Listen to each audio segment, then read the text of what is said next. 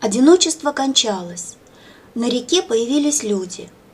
Оптимисты-горожане, уверовав, что небо опросталось от дождей, а зона субтропиков временно переместилась сюда, к 60-м широтам, устремились в низовье реки, где, по их твердому убеждению, грибов и ягод непочатая целина, а уж рыба-то, без сомнения, не провоняла мазутом и дубильными отходами кожевенных заводов.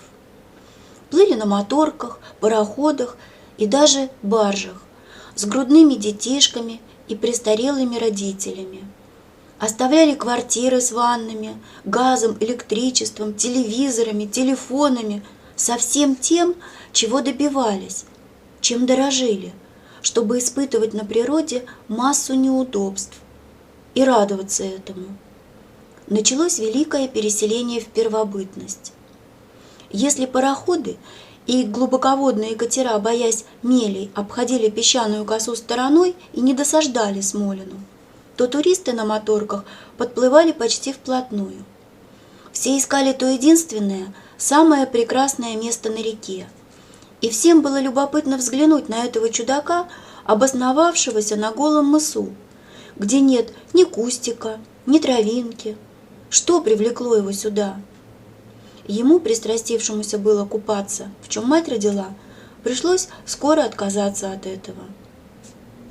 Из деревни на горе, где жила его предполагаемая молочница, теперь, в разгар сенокоса, каждое утро к реке спускались бабы и мужики с вилами, граблями, направлялись по зыбкому песку к баркасу, прикрепленному ржавой цепью с замком к огромной коряге.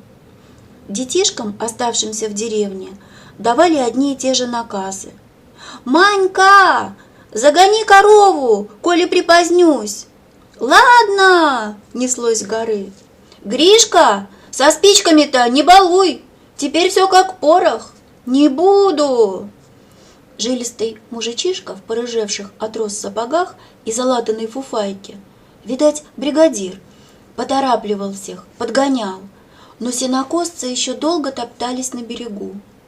То кто-то задерживался, и надо было ждать, то забывали ключ от лодки и возвращались в гору. Бригадир сокрушенно взмахивал руками и ругался бойким матерком, беззлобно, по привычке. Никто на него не обижался.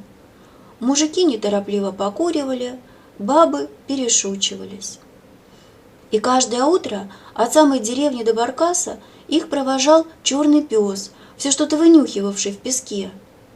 Когда сенокосцы наконец садились в баркас и уплывали, он поднимал лохматую морду и обиженно гавкал вслед гулким надсадным лаем, будто спрашивал: «Чего же вы меня не взяли?» Этот пес был первым живым существом, заинтересовавшимся Смолиным и его лагерем. Как-то, гоняясь по берегу за трясогузкой, которая подпускала близко, вот можно прыгнуть и схватить, а потом спархивала и отлетала, все дразня покачивающимся хвостиком. Он внезапно натолкнулся на жилье человека, ощетинил шерсть на загривке и глухо зарычал. Смолин, перебиравший на столе крючки и блесна, сделал вид, что не замечает пришельца.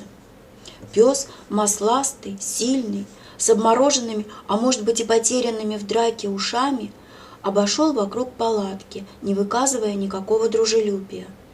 Голова его была обрамлена бурой вздыбленной шерстью и сильно смахивала на медвежью. «Ну, чего разворчался, чем недоволен?» — будничным тоном обратился к нему Смолин. «Иди сюда!» Услышав человеческий голос, тот поднял голову. Его желтые, будто отлитые из янтаря глаза глядели в упор. «Как тебя зовут? Безухим? Медведком?» Пес замер и не шевелился. «Ты, наверное, голоден. Есть хочешь?» «Понимаешь? Есть!» Кажется, он понял. Кончик драного хвоста еле заметно мотнулся из стороны в сторону. «Тогда иди сюда, ну, иди же! Никто не тронет тебя, никому не нужна твоя блохастая шкура!» Ничего подходящего, кроме черствого хлеба, не было под рукой, и Смолин кинул его псу. Тот обнюхал и неторопливо разжевал. «Молодец! Ты, я вижу, простого демократического воспитания. Не из породы тех шавок-аристократок, которые облизывают с белых ломтиков масла и едят только диетические котлетки. Ты мне нравишься? Ну, иди же сюда, иди. Получишь кое-что и повкуснее». Выскреб из котелка остатки картошки с тушенкой и положил на доску возле себя. Пес долго не подходил, но приятные запахи манили, а человек, кажется, снова забыл о нем и ковырялся в чем-то на столе. Подошел, уже не остерегаясь, стал есть все подряд – картошку, куски мяса. Смолин решил погладить пса, запустил руку в его нечесанные бакенбарды и мгновенно был наказан за это. Челюсть щелкнула, на запястье левой руки выступила кровь. «Ах ты, вахлак, я тебя кормлю, а ты меня кусаешь!» Пес отскочил в сторону, зарычал, оскалив клыки. Шерсть на его спине снова вздыбилась. Человек и собака молча смотрели друг на друга. Кровь выступала все сильнее, стекая к локтю, и Смолин пошел в палатку, чтобы залить ранки йодом. Его нисколько не беспокоило, что собака может заразить бешенством. Все получилось правильно, в полном соответствии с простым собачьим законом. Раз ты, человек, отдал пищу, то она уже не твоя. И не протягивай руку, не лезь с нежностями. Потерпи. Выбери для этого другое, более подходящее время. Доедай. Ну, иди сюда, иди, опять позвал пса. Я на тебя не сержусь. Ушел подальше, чтобы успокоить его. Пес старательно облизал доску и, не взглянув больше в сторону человека, потрусил восвояси, к деревне. В тот день, когда произошло это знакомство, на гребне горы за черемушником и вязами что-то сверкнуло несколько раз. Кажется, ветровое стекло автомашины. И вскоре вишневого цвета москвич пропылил под окнами изб.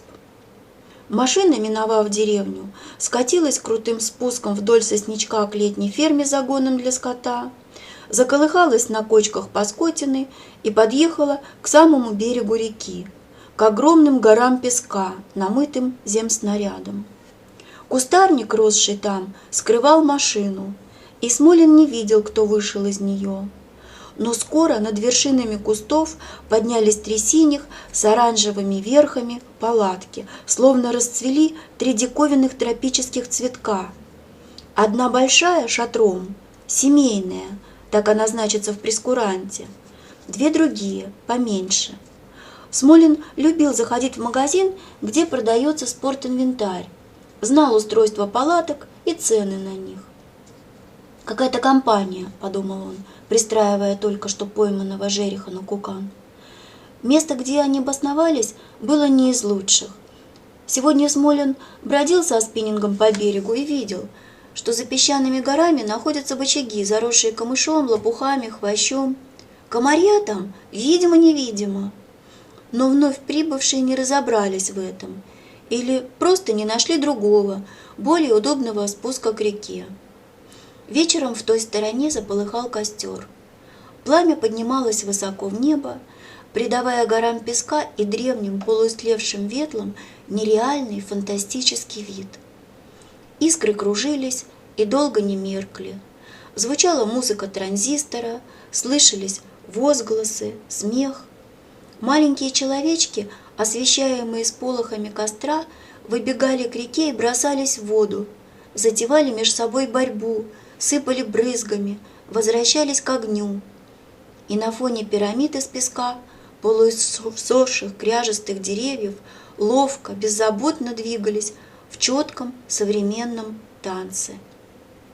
Комары, осаждавшие их, казалось, только усиливали общую веселость. Там были женщины, гибкие, быстрые, грациозно увертывающиеся от сильных мужских рук. Смолин, невольно наблюдавший за всем этим, был как бы в зрительном зале. Смотрел на экран, где показывалась чужая жизнь. И вдруг почувствовал, как он тут на песках одинок. И там, в городской квартире, тоже был одинок. Медовый тенор выпевал прочувствованно, с надрывом песню, которую он, Смолин, меньше всего хотел бы сейчас услышать. Достал свой транзистор, рижскую спидолу, чтобы заглушить музыку, несущуюся от костра, включил и попал на ту же волну, на те же слова. Представить страшно мне теперь, что я не ту открыл бы дверь, другой бы улицей пошел, тебя не встретил, не нашел. Да, он пошел другой улицей, открыл не ту дверь. И 2 последних года оставили в душе досаду, да еще, пожалуй, неверие в себя, в то, что ему удастся как-то иначе, счастливее устроить свою жизнь. Рано лег спать, но ему не спалось. Смех и музыка мешали. Ворочался, злился на этих людей, вторгшихся в его одиночество, злился на себя. Костер, полыхавший в ночи, разгорался все ярче. Его сполохи проникали сквозь стенки палатки. И Смолин уже понимал, что не прожить ему тут на песчаной косе спокойно, бездумно, так, как он намечал. И глупо, ох, как глупо было надеяться, что ему это удастся.